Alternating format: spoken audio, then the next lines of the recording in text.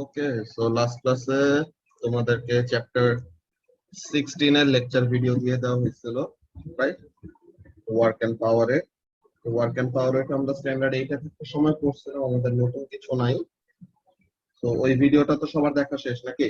ভিডিওটা তেমন বড়ও না।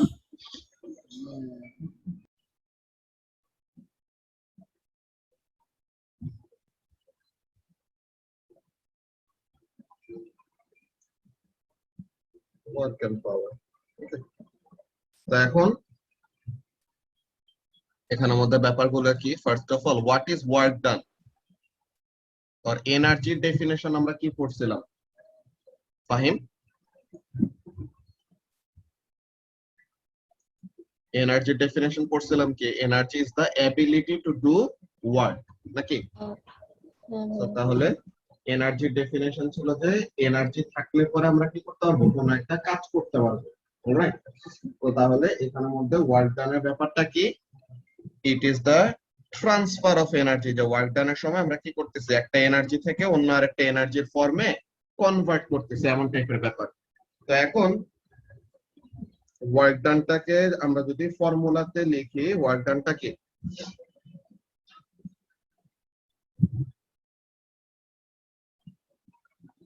Work done is equal to the force multiplied by the distance moved in the direction of the force.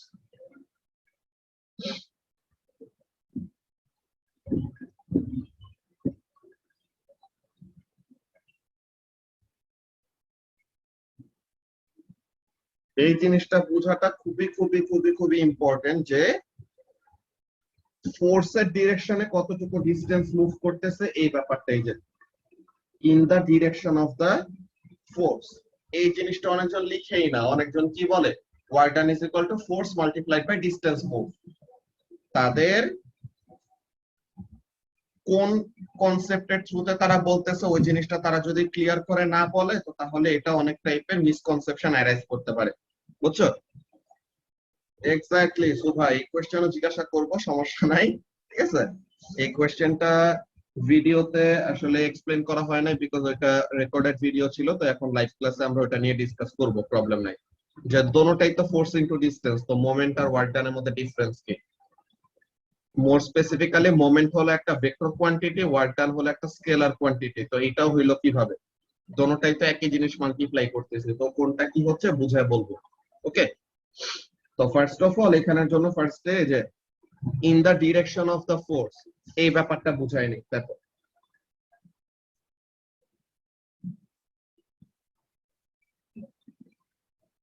তো এখন এই একটা অবজেক্ট এখানের মধ্যে আছে, এই অবজেক্টের একটা ওয়েট আছে W, তার উপর একটা নরমাল রিঅ্যাকশন ফোর্স আছে এটা, এন্ড তাকে টুয়ার্ডস রাইট একটা পুশ দেওয়া হচ্ছে। সো এটা হলো আমাদের পুশিং ফোর্স FP মনে করো। এখন অবজেক্টটা ইনিশিয়ালি এখানে ছিল, দেন অবজেক্টটা কি হয়েছে?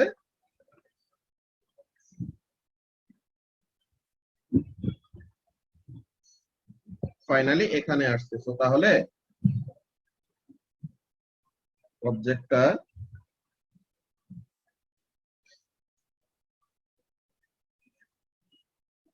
এতটুকু ডিসটেন্স, এই ডি অ্যামাউন্ট অফ ডিসটেন্স কি করছে? মুভ করছে। না, এরকম না শ্রাবণ, এটা স্কেলার হওয়ার ব্যাপারটা একটু ম্যাথমেটিক্যাল, এন্ড এগুলা ব্যাপার তোমাদের সিলেবাসে নাই। বড় হলেও তোমরা যারা নাকি ম্যাথ নিয়ে ঠিক মতো পড়বা না তারা পাবা না, বাট এমনিতে আমি বলে রাখবো যে কেন কি হচ্ছে, ওকে? সো এখন এখানের মধ্যে প্রথম ব্যাপারটা খেয়াল করো সবাই, যে ডিসটেন্স মুভ করছে এই ডি। তো এখন আমরা যে ওয়ার্ক ডান বের করব, ওয়ার্ক ডানকে যদি কি বলি শুধু সুভা, ওয়ার্ক ডানটাকে যদি শুধু বলি যে ফোর্স ইনটু ডিসটেন্স মুভ, তো তখন যে কি সমস্যা দেখো, তুমি ফোর্স ইনটু ডিসটেন্স মুভ করবা, এখানে ফোর্স কি জাস্ট একটা? এখানে ফোর্স কয়টা আছে? দুইটা। তিনটা না ফোর্স, নিচে ওয়েট, উপরে নরমাল রিঅ্যাকশন ফোর্স, আর টুয়ার্ডস রাইট হলো একটা pushing force. So total force হলো তিনটা। এই তিনটা ফোর্সের সাথে কোন ফোর্সের সাথে ডিসটেন্সটাকে মাল্টিপ্লাই করবা তুমি? ওই যে এফপি যেটা। এফপি টা নিবা কেন? ওয়েট কেন নিলা না? কারণ মানে ডিসটেন্সটা ফোর্সের দিকে কাজ করতেছে তাই। এক্স্যাক্টলি। সো তাহলে এই ব্যাপারটা যে অনেকজনই এখানের মধ্যে ব্যাপারটা যদি আমরা জিজ্ঞাসা করি যে ওয়েট, এই যে আমাদের ওয়েট তো একটা ফোর্স, এখন আমি যদি একজনকে কোয়েশ্চেন করি এটা কাকে করা যায়, মনে করো নিদিতা, নিদিতা বলো এই যে ওয়েটটা যে আছে এটা তো একটা ফোর্স, তাই ওয়েট ফোর্সটা কতটুকু ওয়ার্ক ডান করলো বলতে পারবা?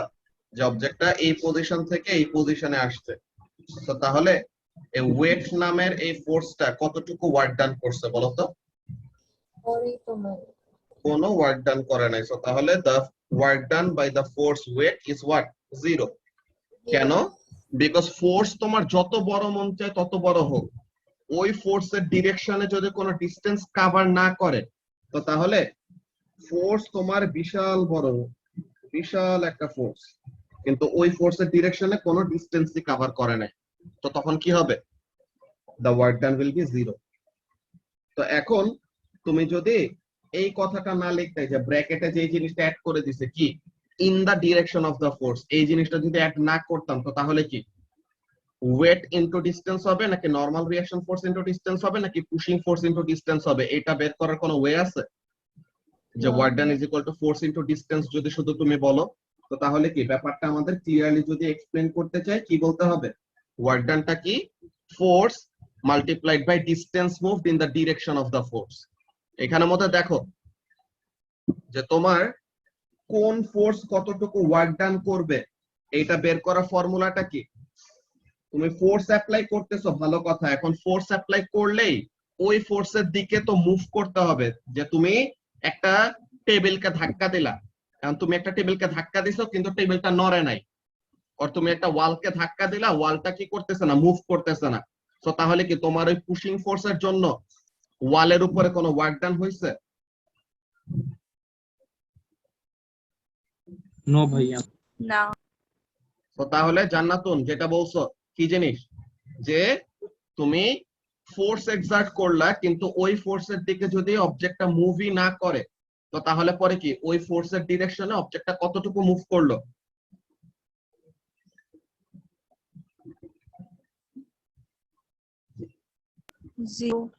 জিরো। সো তাহলে ওই ফোর্সের ডিরেকশনে যদি কোনো ডিসটেন্স কভার না করে, তো তাহলে ওই ফোর্সের জন্য কতটুকু ওয়ার্ক ডান হয়েছে?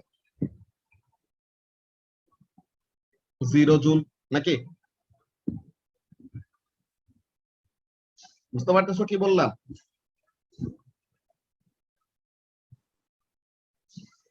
ইয়েস ভাইয়া। তো এখন নরমাল রিঅ্যাকশন ফোর্স, এই ফোর্সটা কি উপরে, তো এখন আপওয়ার্ড ডিরেকশনে কি অবজেক্টটা মুভ করতেছে?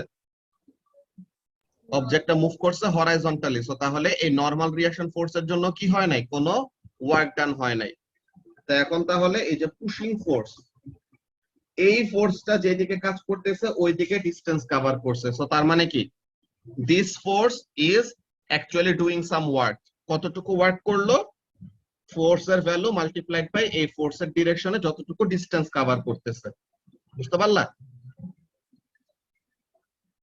তো তাহলে এটা হলো আমাদের মেইন ব্যাপারটা, যে work done is equal to force multiplied by distance বললে পরে ব্যাপারটা একটা ভেগ কথা হয়ে যায়, যে আমরা এক্স্যাক্টলি বুঝতে পারবো না যে ওয়ার্ক ডানটা কোন ফোর্স করতেছে, বা ক্যালকুলেশনের সময় কোন ফোর্সের ভ্যালুটা নিব। তো তাহলে ওয়ার্ক ডানের সময় অলওয়েজ কোন ফোর্সের ভ্যালুটা নিতে হবে? যেই ফোর্সের ডিরেকশনে মুভমেন্ট হবে ওই ফোর্সটা নিতে হবে। ব্যাপারটা কি সবার কাছে ক্লিয়ার হয়েছে কি বললাম? ওকে, তো এটা গেল ফার্স্ট কথা। এখন একটা ভালো কথা মনে করছে শোভা, কি জিনিস?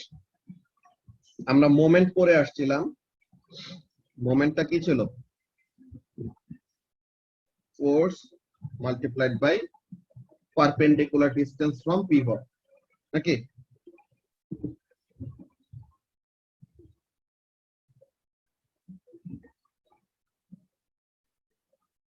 আর মাত্র ওয়ার্ক ডানটা পড়লাম। ওয়ার্ক ডানটা কি?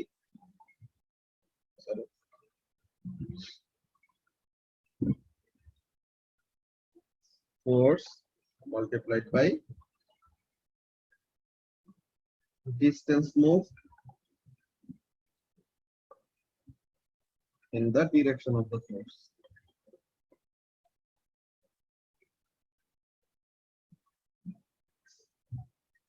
এখন এখানের জন্য খেয়াল করো, in both the cases what we are doing, force into distance করতেছি, force into distance করতেছি, কিন্তু মোমেন্ট হলো আমাদের কি? মোমেন্ট হলো আমাদের একটা ভেক্টর কোয়ান্টিটি, আর ওয়ার্ক ডান এই জিনিসটা হলো আমাদের একটা স্কেলার কোয়ান্টিটি। তো এরকম আজব জিনিসটা কেন হচ্ছে? এখানের মধ্যে আমরা মাল্টিপ্লিকেশনের আসলে কয়েকটা টাইপ পড়বো বড় হইলে। তোমরা বড় হইলে জাস্ট একটা পড়বা, বাট যে এ লেভেলস এ যখন নাকি ম্যাথ নিয়ে পড়ে, এ লেভেলস এর ম্যাথ মনে করো দুনিয়ার সবচেয়ে সোজা ম্যাথ, যে ও লেভেলস এ যদি ম্যাথস বি পিওর ম্যাথস ঠিক মতো পড়ে যাও, এ লেভেলস এ তোমার নিজে নিজেই বাসা বাসায় পড়ে পরীক্ষা দিয়ে দিতে পারবে এরকম, বুঝছো? কিন্তু যখন নাকি তুমি ফার্দার ম্যাথ নিবা, যে এ লেভেলের কয়েকটা ম্যাথ আছে, একটা হলো তোমার কোর ম্যাথমেটিক্স, যেটা হলো একদম জেনারেল ম্যাথ বলে, ঠিক আছে? এইটাই সবাই নেয়, এটা হলো দুনিয়ার বোগাস ম্যাথ, কিচ্ছু নাই। আরেকটা আছে ফার্দার ম্যাথস, এইটার মধ্যে অ্যাকচুয়ালি ম্যাথস এর অ্যাকচুয়াল কমপ্লিশনটা হয়। এই ফার্দার ম্যাথসটা না নিলে তোমাদের অনেক কিছুই শিখা হবে না, যদিও এটা আমাদের একদম কম্পালসরি না, বাট ফার্দার ম্যাথ যারা নাকি অনেক ভালো স্টুডেন্ট তারা নেয় আর কি, বুঝছো? তো এখন এখানের মধ্যে তোমরা মাল্টিপ্লিকেশনের কয়েকটা টাইপ শিখবা। কোর ম্যাথস এর মধ্যে মাল্টিপ্লিকেশনের একটা টাইপ শিখবা, যেটা মাল্টিপ্লিকেশনকে আমরা আরেক নামে ডাকি, কি বলি? প্রোডাক্ট বলি না নিদিতা? মাল্টিপ্লিকেশনকে আরেকটা নামে কি ডাকি? প্রোডাক্ট। তো এখন আমাদের প্রোডাক্টের দুইটা টাইপ আছে। কি কি টাইপ? একটা হলো ডট প্রোডাক্ট। তো তাহলে তুমি দুইটা জিনিসটা যখন মাল্টিপ্লাই করো, মাঝে মাঝে এরকম লেখা দেখছো কারো কাছে, এফ ডট ডি, এটা দিয়ে ডট দিয়েছে, তারা মাল্টিপ্লিকেশন বুঝায়। হ্যাঁ দেখছিলাম স্যার। তো তাহলে এইটাকে বলা হয় ডট ভাইয়া প্রোডাক্ট। তুমি যে ব্র্যাকেট দিয়ে প্রায় এটাও কি ব্র্যাকেট প্রোডাক্ট? কি বলছো? বুঝি নাই।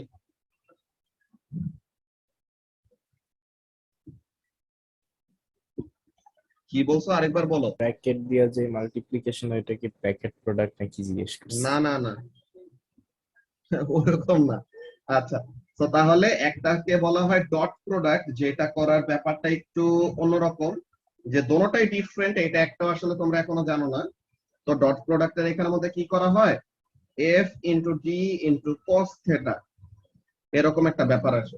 তো কস থেটা জিনিসটা কই থেকে আসলো, এগুলি তোমরা যখন নাকি ম্যাথসে পড়বা তখন বুঝবা। এন্ড আরেকটা টাইপের প্রোডাক্ট আছে, যেটা কি বলা হয় ওয়াসি জানো? Cross multiplication. Exactly, cross product. এখানের মধ্যে কি করা হয়?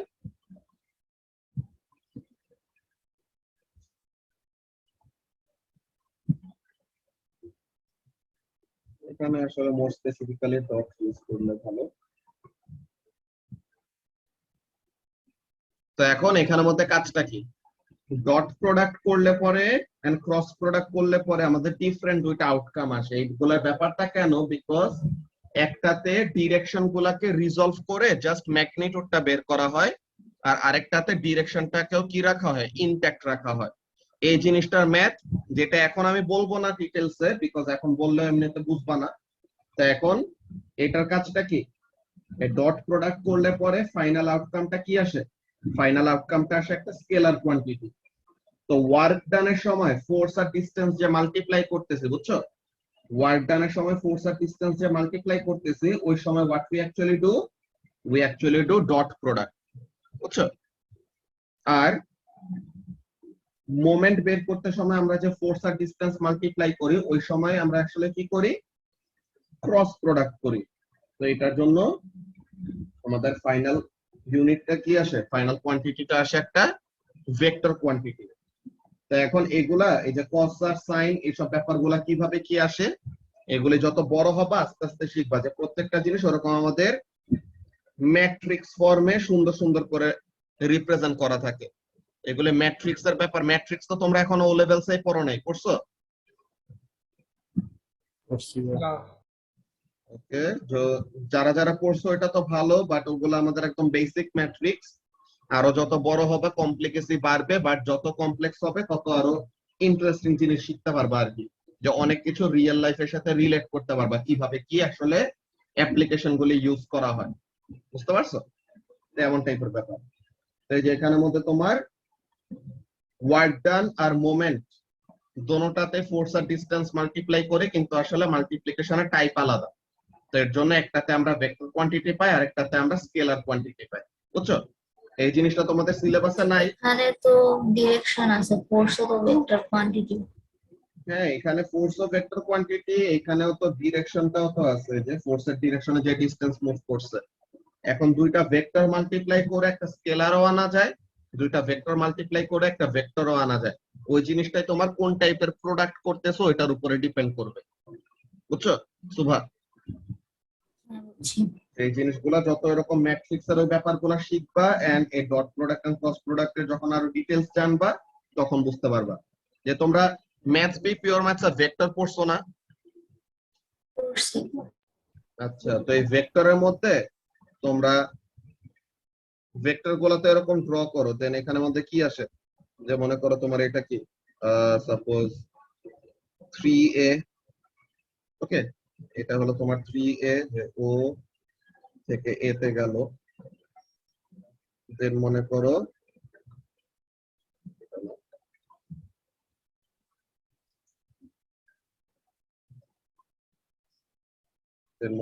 ও থেকে বিতে গেছে এটা। তো এখন তোমাদেরকে যদি এরকম বলা হয় যে ও এ ভেক্টরটার এই সাইনটার মানে কি, পাশে যে দুইটা লম্বা দাগ দিলাম, মডিউল মডিউলাস, ভেরি গুড। মডিউলাসটা বের করা মানে কি ম্যাগনিটিউডটা বের করা, তাই না? Very good. সো তাহলে এটা দিয়ে আমরা ম্যাগনিটিউডটা বের করি। এখন আমরা ভেক্টর কোয়ান্টিটি ডেফিনেশন কি শিখছিলাম একদম পিচ্চিকাল থেকেই? ভেক্টর কোয়ান্টিটির কি আছে? ম্যাগনিটিউডও আছে, আবার কি আছে? ডিরেকশন। সো তাহলে এইটা দিয়ে তো তুমি ভেক্টরের ম্যাগনিটিউডটা বের করলা। ডিরেকশন কি দিয়ে বের করে? মোমেন্ট কি বলে এই ভেক্টর গুলার?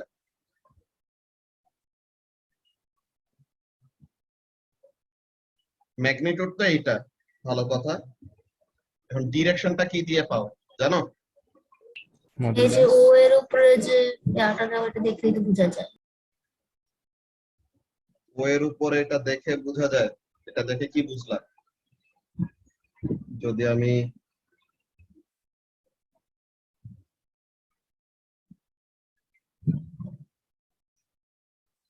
ওটা এখানে দেই, এটা এখানে দেই, মানে এটা হয় 3a। তা এখন এখানে অ্যারোটা এইদিকে, এখানে অ্যারোটা এইদিকে। তো তাহলে এখানের মধ্যে ডিরেকশন তুমি কিভাবে পাবা? চেঞ্জ ইন ম্যাগনিটিউড দিয়ে ডিরেকশন পাওয়া যায়? না, চেঞ্জ ইন ম্যাগনিটিউডটা না, আমি তো ভাবছিলাম তাসফিক জানবা।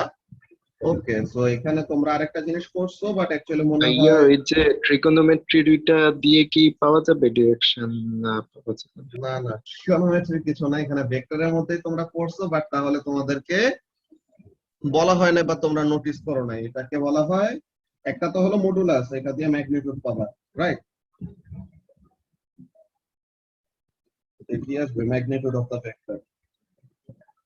এখন ডিরেকশনটা কিসে থেকে পাই? তোমরা এমন কিছু করছো? Unit vector?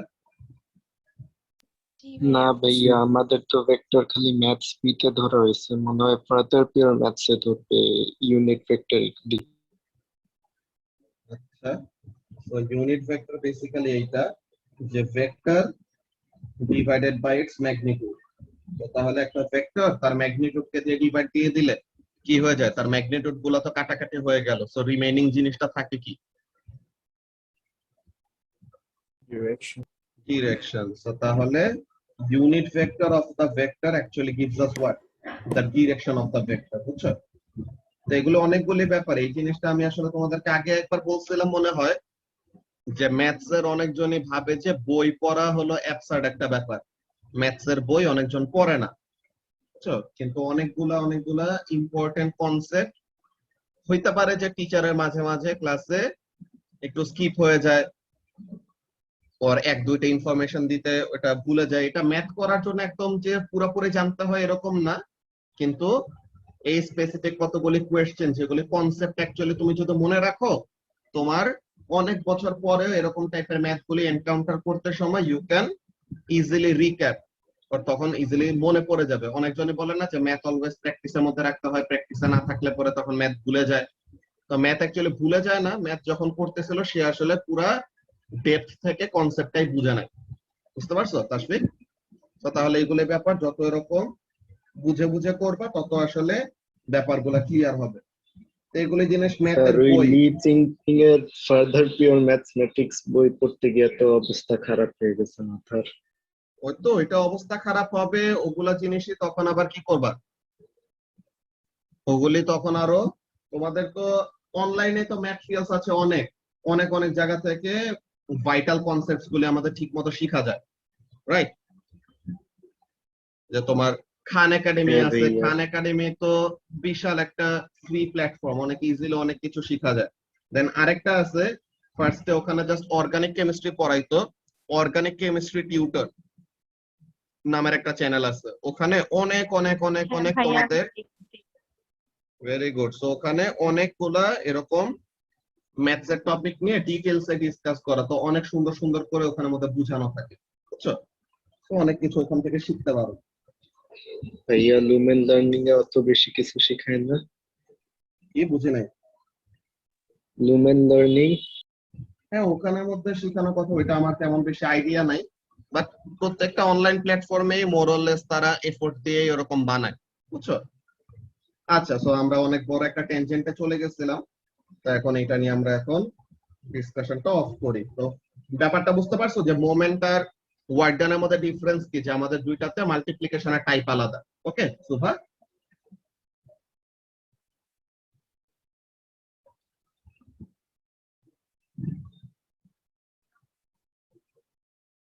আচ্ছা, তো তাহলে ফার্স্ট অফ অল এই ব্যাপারটা গেল ওয়ার্ক ডানের। দেন অ্যাকচুয়ালি এই টপিকের মধ্যে আমাদের ডিসকাস করার মতো কি আছে, যে কাইনেটিক এনার্জির ফর্মুলা, গ্র্যাভিটেশনাল পটেনশিয়াল এনার্জির ফর্মুলা, এরপরে পাওয়ার, এইসব জিনিসগুলা, পাওয়ার দেন এফিশিয়েন্সি এমন। তো তাহলে gravitational potential energy what is that?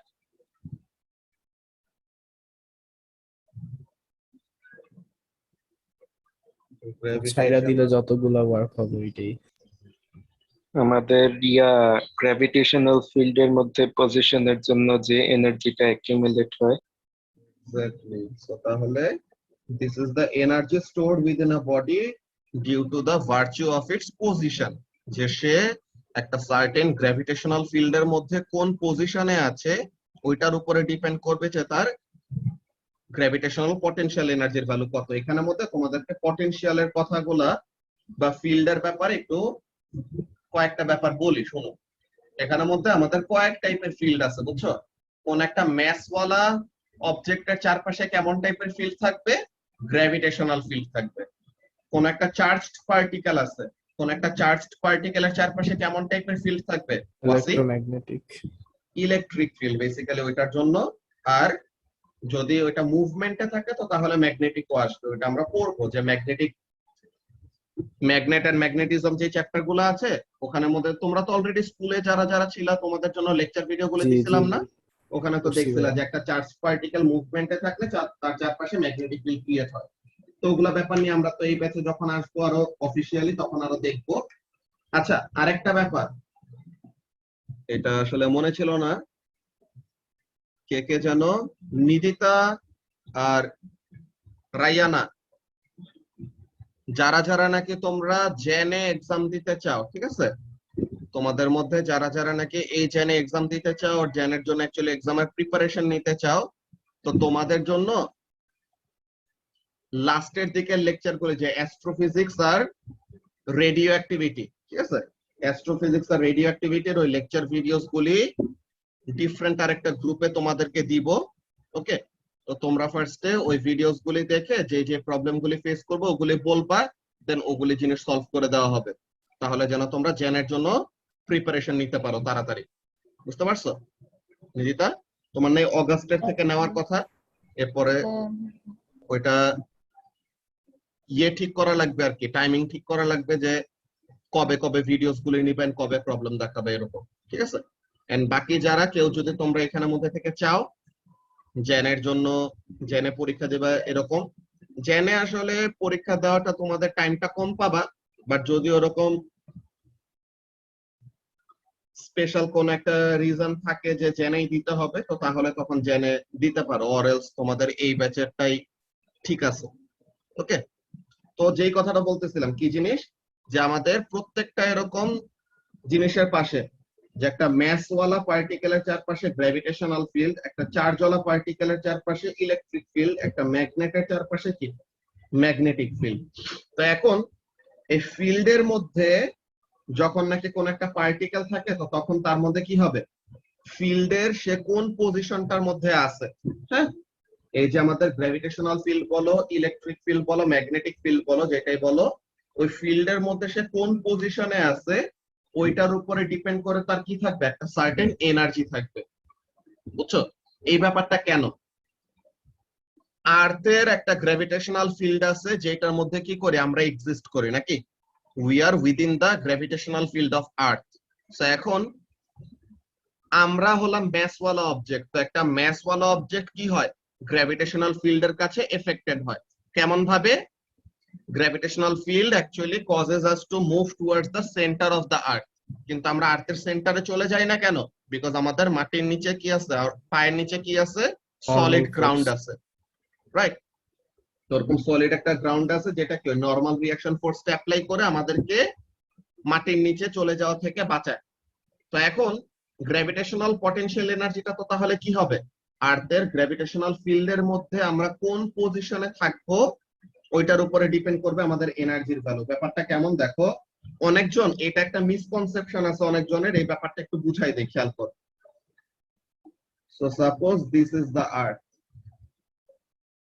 এখন অনেকজনই একটা ব্যাপার ভাবে কি তাসফিক, যে তুমি আর্থের সারফেসে আছো, তো এই আর্থের সারফেসে তোমার জিপি এর ভ্যালু কত, যে অনেকজনই ভাবে সি লেভেলে জিপি এর ভ্যালু 0 হয়, কিন্তু আসলে এটা অনেক বড় একটা ভুল, ঠিক আছে?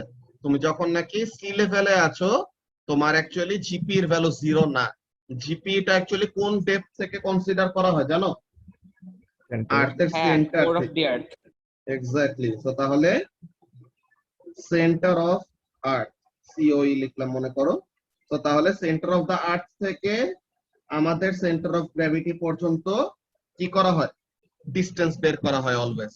সো তাহলে আমরা যদি আর্থের সারফেসেও থাকি, we have a certain gravitational potential energy. এখন আমরা কি বলি, যে যত হাইট গেইন করি তত আমাদের কি হয় তাসিন, যত আমরা হাইট গেইন করব তত আমাদের জিপি কি হয়, বাড়ে নাকি কমে? তো তাহলে আমরা যত হাইট গেইন করব তত জিপি বাড়ে। সো হোয়াট ইজ দ্যাট, এখানের মধ্যে দেখো, আমরা যদি এখন এখানে হাইট গেইন করি, উপরে যাই, তো তখন কি হচ্ছে, আর্থের সেন্টার থেকে আমাদের ডিসটেন্সটা কি হয়ে গেল, আরো বেড়ে গেল না? আগে তো ডিসটেন্সটা কি ছিল, আর্থের রেডিয়াসের সমান ছিল, এখন যখন নাকি একটা সার্টেন হাইট উপরে উঠলাম তো তখন কি হয়েছে, the GP has increased.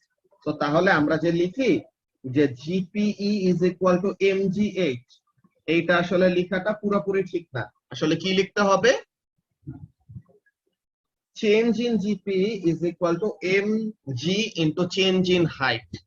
বুঝতে পারছো যে হাইটটা কি, হাইটটা হলো রিলেটিভ টু ইনিশিয়াল পয়েন্ট, যে ইনিশিয়ালি তুমি যেই হাইটে ছিলা এন্ড ফাইনালি তুমি যেই হাইটে আসো, ওই দুইটা হাইটের মধ্যে ডিফারেন্স আছে দেখে কি হচ্ছে, গ্র্যাভিটেশনাল পটেনশিয়াল এনার্জির মধ্যে একটা চেঞ্জ আসতেছে।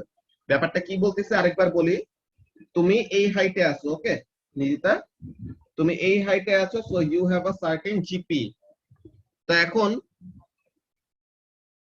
কোর অফ দা আর্থ বের করছে কেমনে, না এটা এত বেশি ডিফিকাল্ট না, এটা সাইসমিক ওয়েভ দিয়ে বের করা যায়। এগুলো আমাদের খুবই ইন্টারেস্টিং কতগুলি ব্যাপার আছে, যে আর্থকুয়েক ওয়েভ আছে না, আর্থকুয়েক ওয়েভ গুলাকে আমরা কি ডাকি, সাইসমিক ওয়েভ ডাকি, বুঝছো? তো আর্থের রেডিয়াস কত, আউটার কোর, তোমরা ইনার কোর, আউটার কোর, আপার মেন্টাল, লোয়ার মেন্টাল এইসব পড়ছো না জিওগ্রাফিতে, সুভা? হ্যাঁ করছিলাম। তো এই যে আউটার কোরটা কি, আউটার কোরটা লিকুইড না? তো আউটার কোরটা যে লিকুইড, এটা কি কেউ নিচে যেয়ে দেখছে? এটা কিন্তু নিচে যেয়ে কেউ হ্যাঁ। দেখা নাই, বাট স্টিল আমরা এখানে থেকে জানি কিভাবে, এই সাইসমিক ওয়েভের থ্রুতে। তো এইগুলা জিনিস খুবই মজার মজার কয়েকটা ব্যাপার আছে, এগুলি তোমাদের সিলেবাস শেষ হওয়ার পরে এরকম আউট অফ টপিক এসব জিনিসগুলো নিয়ে আমরা কথা বলবো, ঠিক আছে? এগুলো আমাদের জিওফিজিক্স রিলেটেড কাজে এগুলো ইউজ করা হয়, এটা ডিপ আর্থের স্টাডির জন্য। ওকে, এগুলো খুবই ইন্টারেস্টিং, এগুলো বলবো পরে। তো এখন মনে করো তুমি কোথায় ছিলা, you were at the surface of the Earth, and এখন তুমি এতটুকু উপরে উঠছো। তো তাহলে তোমার চেঞ্জ ইন হাইটটা কত, এইটা। সো এই হাইটের চেঞ্জের জন্য তোমার মধ্যে কি আসছে, এই হাইটের চেঞ্জের জন্য তোমার মধ্যে একটা জিপির ভ্যালুতে চেঞ্জ আসছে নাকি, না? আচ্ছা, তুমি আর্থের সারফেসে ছিলা তখন কি ছিল, জিপির ভ্যালু ছিল কম, তুমি এই delta H amount of height উপরে উঠছো, তো তখন তোমার কি হয়েছে, জিপির ভ্যালু বেড়ে যাবে না? জি ভাইয়া। তো তাহলে জিপির ভ্যালুটা চেঞ্জ হচ্ছে কতটুকু, ওইটা আমরা বের করে কোন ফর্মুলা দিয়ে, এমজিএইচ ফর্মুলা দিয়ে। আচ্ছা দাঁড়াও 1 minute. So since the earth gravity is different in different places, এইখানে তাশফিক আর্থের জি এর ভ্যালুটা এক এক জায়গায় যে আলাদা, এটা কয়েকটা ব্যাপারে হয়, বুঝছো? একটা ব্যাপার কি, একটা ব্যাপার হলো তোমার আর্থের শেপ, ইকুয়েটরের দিকে তোমার রেডিয়াস হলো বড়, পোলার রিজিয়নের দিকে কি রেডিয়াস হলো ছোট। হ্যাঁ হ্যাঁ হ্যাঁ, আর্থের যে seismic activity হইতেছে and অনেক like major amounts of liquid rocks are like floating around like inner core আর তারপরে ইসেও ক্রাস্টের পরে কি জানি মেন্টাল। ম্যান্টেল, এখানে তো মুভমেন্ট হচ্ছে। হ্যাঁ এটা হ্যাঁ বলা যায় না এভরি মোমেন্ট আর্থের সেন্টার অফ গ্র্যাভিটি চেঞ্জ হইতেছে? হ্যাঁ, ওইটা তো আমাদের স্লাইড ওরকম চেঞ্জ গুলো আসে, বাট মেজর একদম মনে করো যে অফ হয়ে যাবে, যে বিট অফসেট হইতে পারে, but that will actually not be that significant, যে তোমার পার্সেন্টেজ এরর যদি বের করো বা পার্সেন্টেজ ডিফারেন্স যদি বের করো, তো এটাতে তেমন বড় কোনো চেঞ্জ আসবে না। এখানে আর্থের জি এর ভ্যালুতে কিন্তু আরো বড় চেঞ্জ গুলা কিসের জন্য আসে, আমরা যে মাটির নিচে থেকে কি বের করি, মেটাল ওর বের করি না, যে আমাদের মেটাল যে মাইনিং করি, ঠিক আছে? তো মেটাল মাইনিং এর ওই জায়গার মধ্যে কি থাকে, মেটালের তো নরমালি রিলেটিভলি ডেনসিটি কি বেশি, তাই না? তো তাহলে মেটালের ওই জায়গায় কি থাকে, আমাদের জি এর ভ্যালুটা বেশি থাকে। দেন কতগুলি জায়গায় কি থাকে, কোল, অয়েল, গ্যাস, ওগুলি আবার কি লেস ডেন্স, তো ওখানে আবার জি এর ভ্যালুটা কি থাকবে, কম থাকবে। বুঝতে পারতেছো তাশফিক কি বলতেছি? কেস ভাই তো তাহলে ওই ব্যাপারগুলিও আমাদের মাথায় রাখা লাগবে। তোমাদেরকে কি দেখাইছিলাম যে আমার থিসিস রিসার্চের টপিকটা কোনটা ছিল? ইয়েস ভাইয়া। তো তাহলে ওখানের মধ্যে যে আমরা ম্যাগনেটিক ফিল্ডের তো একটা জিনিস আছে, এন্ড ওটার সাথে কি আছে, তোমার জি এর ভ্যালু, যে গ্র্যাভিটেশনাল ফিল্ডের ভ্যালু, ওই জায়গাটার মধ্যে কি থাকবে, যেখানে নাকি মেটালের কনসেন্ট্রেশন বেশি থাকবে ওখানে কি জি এর ভ্যালুটা হাই। তো ওখানের মধ্যে মোর টার্গেট করতে পারি যে আমরা এতটুকু রিজিয়নে গ্র্যাভিটেশনাল ফিল্ড স্ট্রেংথের ভ্যালু বেশি, so what does that mean, এই জায়গায় কোন একটা হাই ডেনসিটি ম্যাটেরিয়ালের কনসেন্ট্রেশন আছে। বুঝতে পারছো? আচ্ছা, স্পেসে ম্যাসওয়েল অবজেক্ট থাকলেও কাজ করে না, কে বলছে? শুভা, গ্র্যাভিটেশনাল ফিল্ড স্ট্রেংথ তো সব জায়গাতেই কাজ করে, তোমার ওটা স্পেসে থাকুক, ওটা উইদিন দা গ্র্যাভিটেশনাল ফিল্ড থাকলেই হয়েছে, বুঝছো? এই যে স্পেস ক্রাফট গুলি, যে আমাদের স্যাটেলাইট গুলি যে পাঠাই, স্যাটেলাইট গুলি আর্থের অ্যারাউন্ডে রোটেট করে কেন, আর্থের গ্র্যাভিটেশনাল ফিল্ডের জন্যই। এই যে আমাদের প্ল্যানেটস গুলি সানের অ্যাবাউটে যে রোটেট করতেছে কেন, বিকজ সানের গ্র্যাভিটেশনাল ফিল্ডের জন্য কি হইতেছে, প্ল্যানেট গুলি রোটেট করতেছে, বুঝছো?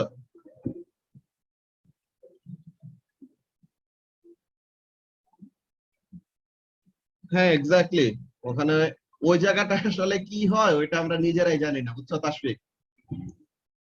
ওখানের মধ্যে অনেক টাইপের স্পেকুলেশন ওরকম করা যায়, বাট আনটিল ওরকম ভ্যালিড প্রুফ ওগুলো আসলে at the same time correct and incorrect এমন টাইপের ব্যাপার। ওকে, সো তাহলে যে কথাগুলি বলতেছিলাম কেমন ব্যাপার, যে এই মিসকনসেপশন যেন তোমাদের মধ্যে না থাকে। কি জিনিস? আমরা জিপিটা অ্যাকচুয়ালি যে এমজিএইচ বলি, এটা বলার থেকে কি বলা ভালো নিদিতা, যে change in GP is equal two MG into change in height. বুঝতে পারছো? তো এটা হলো আরেকটা ব্যাপার। দেন কাইনেটিক এনার্জি। কাইনেটিক এনার্জি জিনিসটা কি? কাইনেটিক এনার্জি জিনিসটা হলো মুভমেন্ট এনার্জি। যে কোনো একটা অবজেক্ট যদি মুভমেন্টে থাকে তো তার মধ্যে যে এনার্জিটা ওটাকে আমরা কি বলি? Kinetic energy. যেটা কি হাফ এমভি স্কোয়ার। ওইটা নিয়ে আমাদের নতুন করে বলার কিছু নাই, ওইটা একদম পিচ্চিকাল থেকে যা পড়ে আসছে ওইটাই, ঠিক আছে? এরপর আমাদের আসে কি পাওয়ার। পাওয়ার কি জিনিস ইফতি? আওয়ামী লীগ নাকি? তো পাওয়ার অ্যাকচুয়ালি কি? যে rate of energy transfer or rate of work done, ঠিক আছে? যে এখানের মধ্যে কাজটা কি? ঠিক আছে তাসফিক, দেখবো। তো তাহলে এখানের মধ্যে যে কথাটা বলতেছিলাম যে পাওয়ারটা কি? Rate of work done or rate of energy transfer. যে পার সেকেন্ডে কত বেশি আর কত কম এনার্জি ট্রান্সফার হচ্ছে। পার সেকেন্ডে যদি বেশি বেশি করে এনার্জি ট্রান্সফার হয় তো তাহলে কি পাওয়ার হলো বেশি। পার সেকেন্ডে এনার্জি যদি কম ট্রান্সফার হয় তো তার মানে কি এনার্জি হলো কম। ব্যাপারটাকে বুঝতে পারলা সবাই? কি বললাম? যে তোমার পাওয়ারটা হলো রেট অফ এনার্জি ট্রান্সফার, যে power is equal to work done divided by time taken. তো তাহলে পার সেকেন্ডে যে এনার্জি ট্রান্সফার হচ্ছে ওই জিনিসটাকে আমরা কি বলবো? Work done. কি বলে? পাওয়ার। ফ্রিকোয়েন্সির মতো, ইয়েস, যে পার সেকেন্ডে কয়টা কমপ্লিট ওয়েভ ক্রিয়েট হইতেছে ওইরকম। তো এখানে প্রত্যেকটা জিনিসই তোমার জিপির ডেফিনেশন, এটা তো বললাম যে it is the energy stored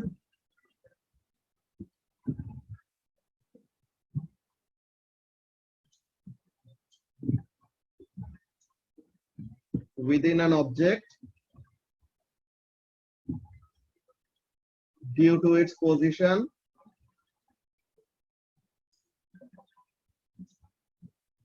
in a gravitational field.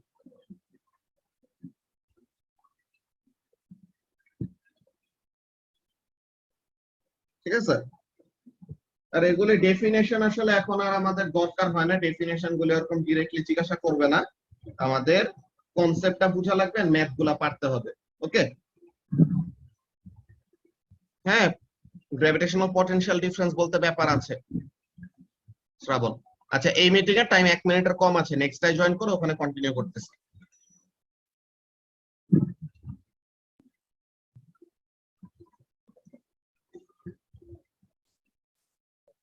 Okay, so তাহলে পাওয়ারের ব্যাপারে যেটা বলতেছিলাম কি, যে রেট অফ এনার্জি ট্রান্সফার আর রেট অফ ওয়ার্ক ডান, ঠিক আছে? তো এইগুলি এক সেকেন্ড একটু এইটা না নিচেরটা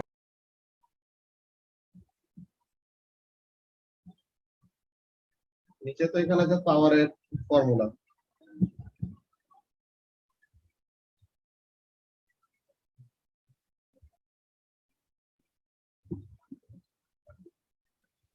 হয়েছে?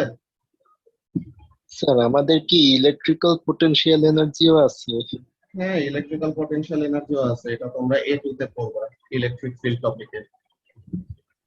তো আমাদের গ্র্যাভিটেশনাল পোটেনশিয়াল ডিফারেন্স আর ইলেকট্রিক্যাল পোটেনশিয়াল ডিফারেন্স কি এক হবে, মানে সিমিলার হবে? হ্যাঁ, সিমিলার টাইপের, প্রত্যেকটা পটেনশিয়ালের ব্যাপার, প্রত্যেকটা পটেনশিয়াল এনার্জির ব্যাপার সবকিছুই সিমিলার। ফিল্ডের কনসেপ্ট একটা বুঝলে বাকিগুলোর মধ্যেও ইউজ করতে পারবে। ওকে ভাইয়া। ওকে, সো তাহলে আমাদের এই ব্যাপারটা গেল চ্যাপ্টার 16 নিয়ে। চ্যাপ্টার 16 নিয়ে কি কারো কোনো কোয়েশ্চেন আছে?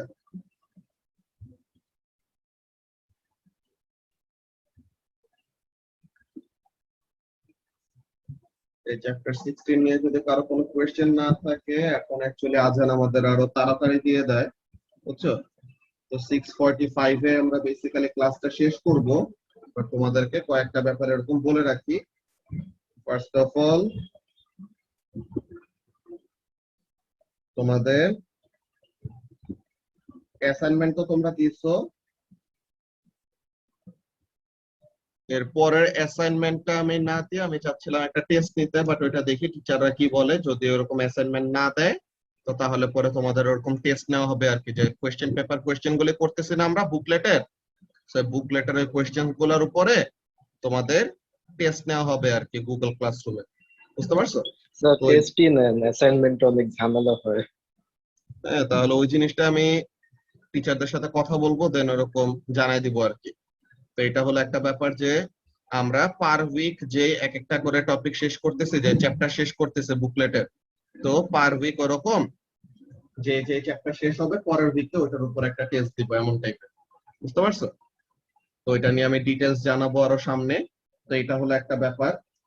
আমাদের পরের যে চ্যাপ্টারটা, পরের চ্যাপ্টারটার মধ্যে কয়েকটা ব্যাপার আমাদের ম্যাগনেটিজম টপিকের সাথে রিলেটেড।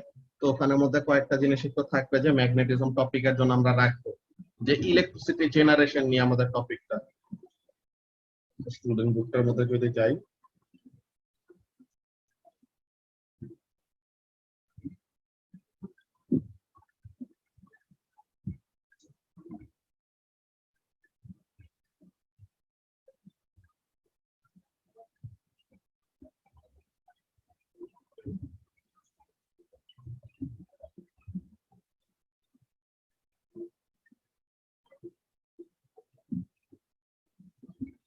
আমাদের এখানের মধ্যে work energy and power, work and power এটা শেষ।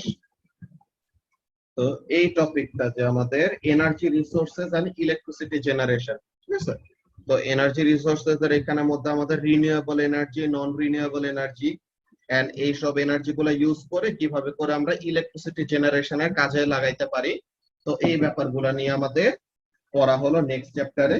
তো ইলেকট্রিসিটি জেনারেশন আসলে হয় কিভাবে, ওগুলো জিনিস আমরা ম্যাগনেটিজম এন্ড ইলেকট্রোম্যাগনেটিজম টপিকটার মধ্যে পড়বো, যেটা অনেকজন অলরেডি পড়ে ফেলছো যারা যারা স্কুলে পরীক্ষা দিয়েছো, বাট স্টিল ব্যাচের সাথেও আরেকবার পড়া হবে, আর সমস্যা নাই। তো এই হলো জিনিস। আমরা কিন্তু বলতে গেলে অলমোস্ট অনেক significant amount of topic cover করে ফেলছে। আমাদের স্টার্ট স্লোলি হয়েছে, বাট যেটা বলছিলাম যে আফটার ইউনিট 1 আর কি, ইউনিট 1টাই মনে করো যে আমাদের 3 মাসের মতো লাগে, বিকজ ইউনিট 1 এর চ্যাপ্টার দেখা যাইতেছে একটা, কিন্তু একটা চ্যাপ্টারে দেখছো কত পেজের? পেজ 3 থেকে পেজ 18 পর্যন্ত একটা চ্যাপ্টার, পেজ 18 থেকে পেজ 28 পর্যন্ত আরেকটা চ্যাপ্টার, পেজ 28 থেকে 40 পর্যন্ত আরেকটা চ্যাপ্টার। তো এগুলা কিন্তু বিশাল বড় বড় চ্যাপ্টার ছিল। তো এখন আমাদের পরের যে চ্যাপ্টার গুলি আসতেছে এগুলি কিন্তু পেজ নাম্বার কম, এন্ড অলরেডি এই যে স্ট্যান্ডার্ড 8 এইসব আমরা পড়ে আসছি না Tasfiq, solids liquids and gases, density and pressure, এইসব। তো এগুলিতে আমাদের বলতে গেলে আসলে সময় লাগবে না তেমন। তো what we actually have left are the best things in physics: magnetism, electromagnetism, radio activity and particles, আর অ্যাস্ট্রোফিজিক্স। তো যেটা বললাম যে জেনে যারা যারা নাকি দিতে চাও, তোমাদের এই দুইটা টপিকের লেকচার ভিডিওস আমি ওরকম একটা টাইম সেট করে যে উইকলি একদিন বা 2 দিন ওরকম ভিডিওস গুলোই দিব, এন্ড আরেকদিন ওরকম প্রবলেম দেখাবো আর কি, বুঝতে পারছো? তো তাহলে জেনে যারা যারা দিতে চাও তারা আমার সাথে কন্ট্যাক্ট করবা, তো তাহলে তাদেরকে নিয়ে আলাদা একটা গ্রুপ খুলবো আর কি, বুঝতে পারছো? সো টিল নাও নিদিতা আর রায়ানা বলছে, তো তাহলে ওদের দুইজনের জন্য তো আছেই, এন্ড বাকি কেউ যদি জেনে দিতে চাও, স্যার আর জেনে ইশতিয়াক, যদি না দাও, জেনে না দিয়ে এমনি এমনি শুধু জয়েন করে রাখলে তোমাদের নিজেদেরই প্রেসার বাড়বে, যে ভিডিও দিয়ে দিলাম বাট দেখলা না, তো তাহলে তো ব্যাচের সাথে আগাইতে পারবা না। যাদের নাকি আর্জেন্সি আছে যে জেনে এক্সাম দিতেই হবে, তারা যেরকম সিরিয়াসনেস নিয়ে ভিডিও গুলো দেখবে বা ক্লাসগুলি করবে, বাকিরা তো এরকম করবা না। তো তাহলে জেনে যদি না দাও, এরকম এক্সট্রা প্রেসার নেওয়ার কোনো দরকার নাই। জেনে যদি দাও তো তাহলে পরে জাস্ট জানাবা, ওকে? স্যার হ্যাঁ, আর অ্যাড করো। ঠিক আছে, ওকে। সো আমাদের ক্লাস আজকে এখন এইটুকুই, আজান অলরেডি দিয়ে দিতেছে। তো নামাজ পড়ে পরে আমাদের ক্লাসের জন্য টাইম থাকবে না। ওকে, অ্যাসাইনমেন্টের রেজাল্ট কখন দিবে?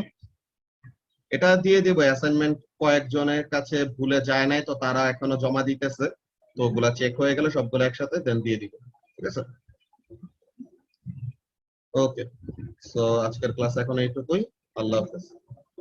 আসসালামু আলাইকুম ভাইয়া।